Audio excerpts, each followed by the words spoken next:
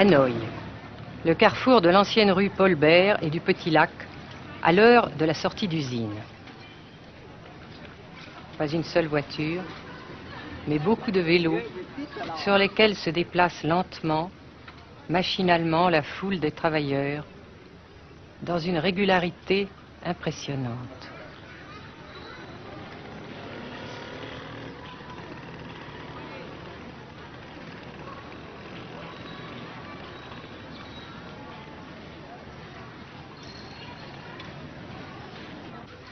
La sensation que ce pays est anormal ne nous a pas quittés au Nord-Vietnam. Anormal d'abord parce que toute vie individuelle a disparu au bénéfice d'un effort collectif extraordinaire. Dirigé d'une main de fer à l'intérieur d'un dispositif de sécurité draconien. Anormal ensuite parce que dans ce pays coupé en deux depuis 10 ans, un grand nombre de familles vivent le drame de la rupture qui alimente à sa façon la guerre du Sud. Est-ce que vous pensez, Monsieur le Président, qu'il y a une solution militaire à la guerre du Sud-Vietnam? Non. Parce que vous savez que le peuple vietnam, c'est en un. Et le pays du Vietnam, c'est un. Les Américains ont fait une guerre d'agression, comme qui dit, c'est une guerre non déclarée. Et, comme vous savez aussi, vous avez pu lire dans la presse, n'est-ce pas, bien, mondiale, que plus la guerre prolonge, plus les Américains et leurs valets, n'est-ce pas, comment dire ça,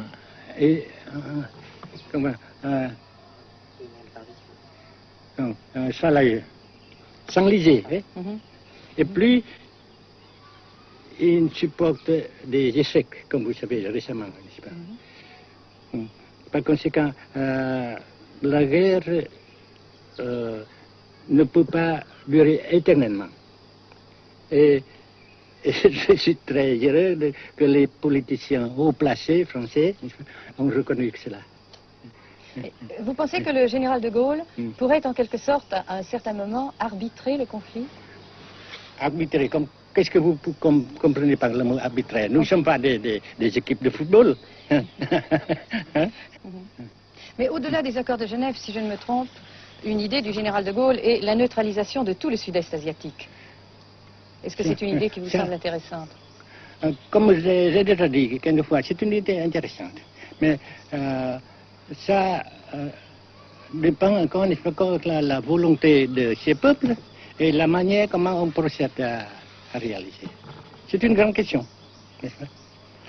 Et je ne peux pas dire que je suis d'accord. Et je ne dis pas que je ne suis pas d'accord, n'est-ce pas? Mais parce que vous dites, par exemple, vous dites fleurs. Fleurs, il y a beaucoup de sortes de fleurs. Il y a des roses, il y a des blanches, des rouges, etc. Et il y a qui sont bons et d'autres qui ne sont pas bons. Mais on dit fleurs. Monsieur le Président, nous avons constaté avec chagrin qu'au cours de notre voyage au Nord-Vietnam, que l'influence française était devenue à peu près inexistante dans votre pays.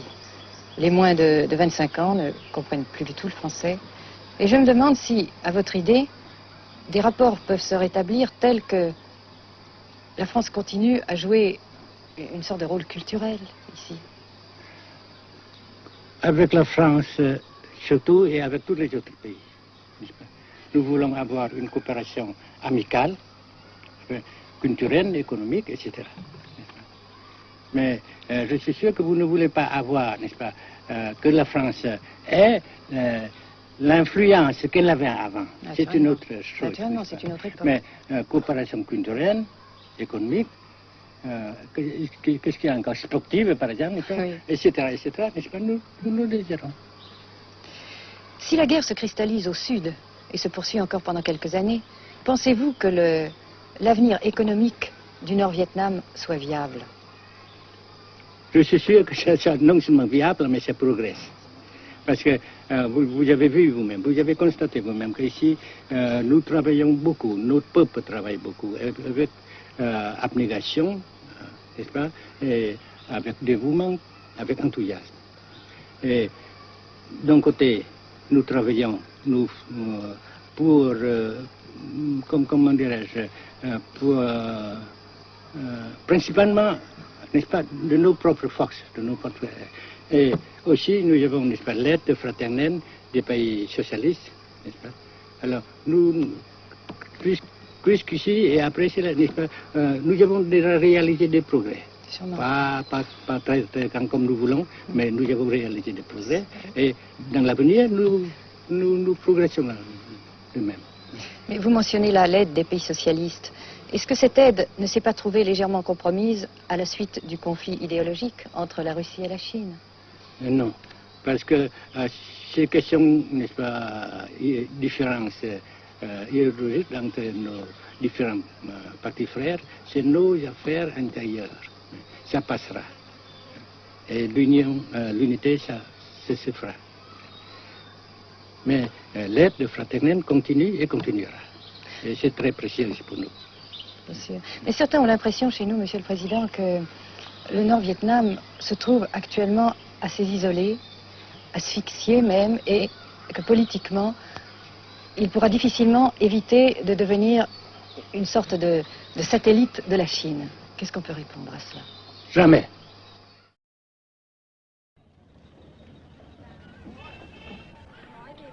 À Hanoï, la vie continue, malgré les alertes, malgré l'évacuation de plus de la moitié des habitants. Les petits magasins de la rue de la Soie sont pour la plupart fermés. Seule la trêve du Tête et ses fêtes de famille devaient redonner pour quelques jours un peu d'animation à la ville, avec la traditionnelle branche de pêcher en fleurs, symbole du nouvel an lunaire et du printemps tonkinois. La trêve, malheureusement, ne fut qu'un espoir déçu.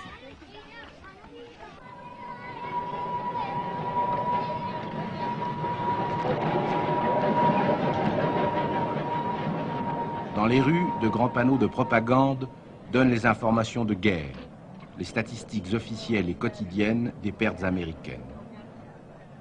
Selon le gouvernement de la République démocratique du Vietnam, 1631 avions américains auraient été abattus au-dessus du Nord-Vietnam.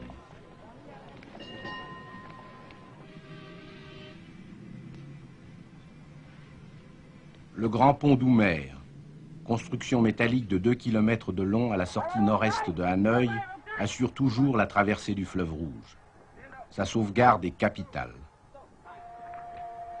La défense antiaérienne du Vietnam, tant redoutée par les pilotes américains, dispose de nombreuses fusées solaires de fabrication soviétique. C'est la première fois que nous pouvons vous les montrer. Les rampes mobiles de lancement sont déplacées chaque nuit afin de déjouer les repérages.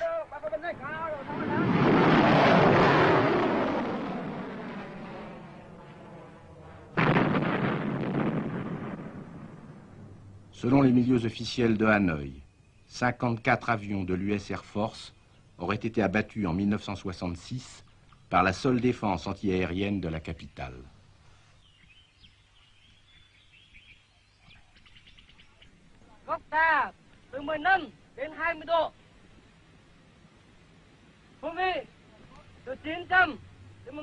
Pour la première fois également, nous avons pu voir les pilotes et les avions de chasse vietnamiens. Pour la plupart, leur formation a été assurée en URSS. L'état-major des forces aériennes du Vietnam se défend d'utiliser des pilotes ou des spécialistes étrangers. Les MiG-17 et 21 participent de plus en plus nombreux à la défense du Nord-Vietnam. Les résultats des combats aériens sont mal connus et contradictoirement mentionnés dans les communiqués vietnamiens ou américains. Le général Vo Nguyen Giap, ministre de la Défense, a répondu à nos questions concernant le point de la situation.